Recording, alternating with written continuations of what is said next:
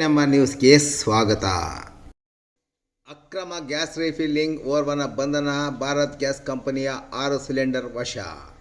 ಚಿಂತಾಮಣಿ ಉಪವಿಭಾಗದ ಎಎಸ್ಪಿ ಕುಶಲ್ ಚೌಕ್ಸಿ ಮಾರ್ಗದರ್ಶನದಲ್ಲಿ ಎಎಸ್ಪಿ ಕಚೇರಿಯಲ್ಲಿ ಕೆಲಸ ನಿರ್ವಹಿಸುತ್ತಿರುವ ಸಿಬ್ಬಂದಿಯಾದ ಚನ್ನಕೇಶವ ಮತ್ತು ಗಿರೀಶ್ ಎಂಬುವರು ಖಚಿತ ಮಾಹಿತಿಯ ಮೇಲೆ ಚಿಂತಾಮಣಿ ನಗರದ ಬಂಬೂ ಬಜಾರ್ ರಸ್ತೆಯಲ್ಲಿ ಗ್ಯಾಸ್ ರೀಫಿಲ್ಲಿಂಗ್ ಮಾಡುತ್ತಿದ್ದ ಓರ್ವನನ್ನು ಬಂಧಿಸುವಲ್ಲಿ ಯಶಸ್ವಿಯಾಗಿದ್ದಾರೆ.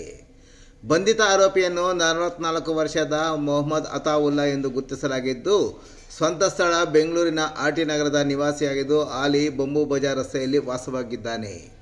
ಬಂಧಿತನಿಂದ ಭಾರತ್ ಗ್ಯಾಸ್ ಕಂಪನಿಯ 3 ತುಂಬಿದ ಸಿಲಿಂಡರ್, 3 ಖಾಲಿ ಸಿಲಿಂಡರ್, ಗ್ಯಾಸ್ ರೀಫಿಲ್ಲಿಂಗ್ ಬಳಸುತ್ತಿದ್ದ ಎಲೆಕ್ಟ್ರಾನಿಕ್ ಮೋಟಾರ್, 1 ಎಲೆಕ್ಟ್ರಾನಿಕ್ ಸ್ಕೇಲ್ ಮತ್ತು ದ್ವಿಚಕ್ರ ವಾಹನವನ್ನು ವಶಪಡಿಸಿಕೊಂಡು ಚಿಂತಾಮಣಿ ನಗರ ಠಾಣೆಯಲ್ಲಿ ಆತನ ವಿರುದ್ಧ ಪ್ರಕರಣ ದಾಖಲು ಮಾಡುವಲ್ಲಿ ಯಶಸ್ವಿಯಾಗಿದ್ದಾರೆ.